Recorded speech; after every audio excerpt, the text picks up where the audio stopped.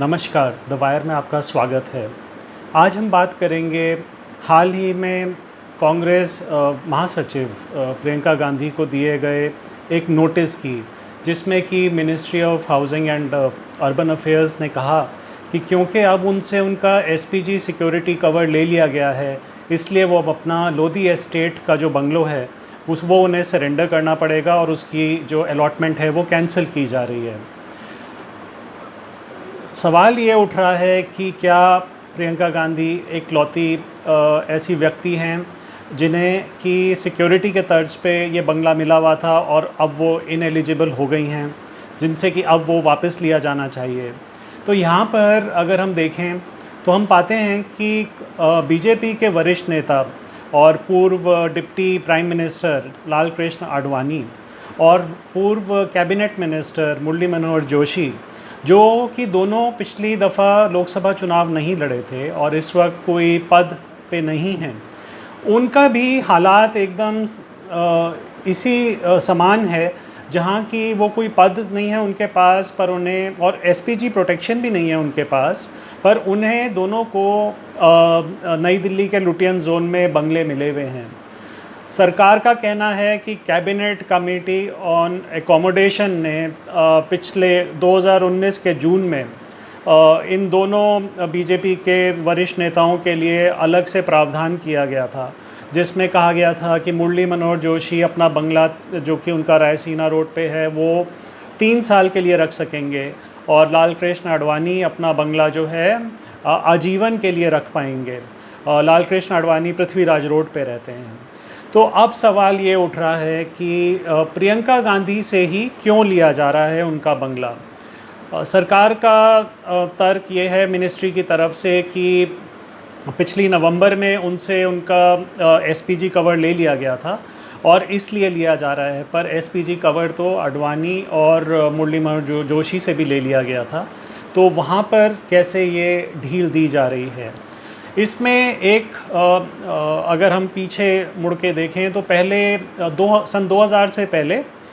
जो non SPG प्रोटेक्टीज़ होते थे, जिनको एसपीजी कवर नहीं मिला होता था सुरक्षा का, वो लोग, उन लोगों को भी अगर वो कोई पद पे नहीं होते थे तो बंगले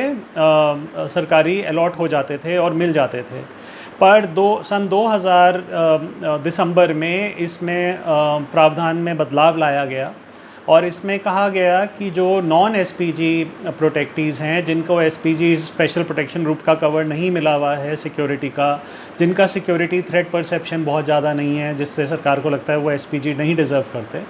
उनको अब 2000 के बाद ऐसे बंगलोज़ नहीं मिलेंगे, सिवाय तब के जबकि मिनिस्ट्री ऑफ होम अफेयर्स या कैबिनेट कमेटी ऑन एकोमोडेशन उस पर कोई एक्सेप्शन लाए। तो ये तब से चलता आ रहा था। सन 2015 में जब मोदी सरकार आई तो उन्होंने भी कहा कि हम इसमें इन प्रावधानों में बदलाव लाना चाहते हैं, और पिछले साल एक बिल भी पारित हुआ पार्लियामेंट में, जिसमें एविक्शन के ऊपर डिटेल्ड गाइडलाइंस इशू की गई कि किन लोगों को एविक्ट किया जा सकता है, जो कि सरकारी बंगलों में रह रहे हैं पर वो इनएलिजिबल हैं या उन्होंने अपना लीज़ रेंट वगैरह नहीं पे किया है। जहाँ तक प्रियंका गांधी का सवाल है, एक और इससे रिलेटेड इशू ये है कि जबकि सरकार का जो नोटिस है वो उन्हें साफ कहता है कि आपका ये अलॉटमेंट कैंसिल हो रहा है 1 जुलाई से, और 1 महीने का आपको टाइम दिया जा रहा है जिसमें आपसे एडिशनल चार्जेस लिए जाएंगे और उसके बाद आपसे डैमेजेस वगैरह हम क्लेम करेंगे। और पर प्रियंका गांधी ने अभी इस नोटिस के बाद अपने एरियर्स जो उनके 3,46,000 के थे वो तो पे ऑफ कर दिए हैं, पर जो मेन मुद्दा है वो अभी भी यही रहता है कि क्या खाली प्रियंका गांधी, जो कि पूर्व प्रधानमंत्री राजीव गांधी की बेटी हैं, और हम सब जानते हैं कि राजीव गांधी का श्रीपेरुम्बदूर में सन 1991 में असैसिनेशन हो गया था, जब वो चुनाव प्रचार, जनरल इलेक्शन के चुनाव प्रचार में वहाँ गए हुए थे, और उसके बाद एसपीजी का गठन हुआ और ये फॉर्मर प्राइम मिनिस्टर्स और उनके परिवारों को, और जो प्राइम मिनिस्टर होते थे उनके परिवारों को प्रोटेक्शन प्रोवाइड करती रही। अब थ्रेट परसेप्शन इसमें प्रियंका गांधी का एक और इसलिए फ़र्क आया कि प्रियंका गांधी इस वक्त मेंबर ऑफ़ पार्लियामेंट नहीं है, जबकि राहुल गांधी और सोनिया गांधी हैं। सो वो एक डिफरेंस है कि कोई वो पोस्ट नहीं ऑक्यूपाई कर रही, इस वजह से उन्हें खाली करने को कहा गया, बल्कि जबकि उनके परिवार के बाकी सदस्य अभी एसपी ये गवर्नमेंट अकोमोडेशन एंजॉय कर सकते हैं। पर कांग्रेस कहती है कि ये जो है सरकार का जो डिसीजन है मिनिस्ट्री का हाउसिंग का, ये द्वेष और नफ़रत से प्रेरित है और इसका कोई औचित्य नहीं है, ये नहीं होना चाहिए था। अब देखना ये है कि क्या सरकार इसमें अपने निर्णय में कोई बदलाव लाएगी।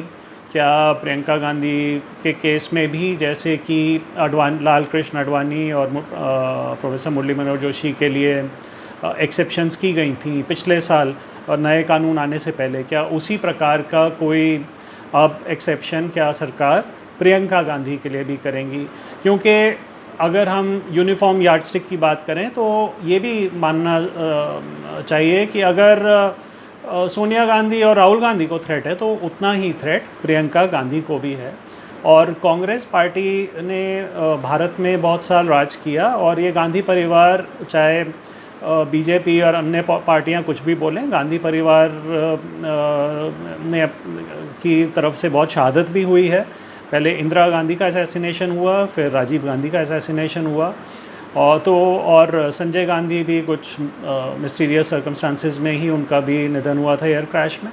तो ये सब देखते हुए इस परिवार की सिक्योरिटी, और क्या जब हम हज़ारों लोगों को सिक्योरिटी दी जाती है, मकान दिए जाते हैं, तो क्या ज़रूरी है कि एक जिस व्यक्ति को हम सोचते थे कि पिछले साल तक वो एसपीजी प्रोटेक्शन डिज़र्व कर रहा है, क्या अचानक हालात इतने बदल गए हैं कि आज उसको एसपीजी प्रोटेक्शन भी हटा लिया गया, अब आप उससे सरकारी मकान भी ले रहे हैं? ये सब जो प्रश्न हैं, इनके सवाल ये जनता जानना चाहेगी। धन्यवाद। द वायर के और वीडियोस देखने के लिए सब्सक्राइब करें और बेल आइकन पर क्लिक करें। स्वतंत्र पत्रकारिता की आर्थिक मदद करने के लिए डिस्क्रिप्शन में दिए गए लिंक पर जाएं और अपनी राशि चुनें।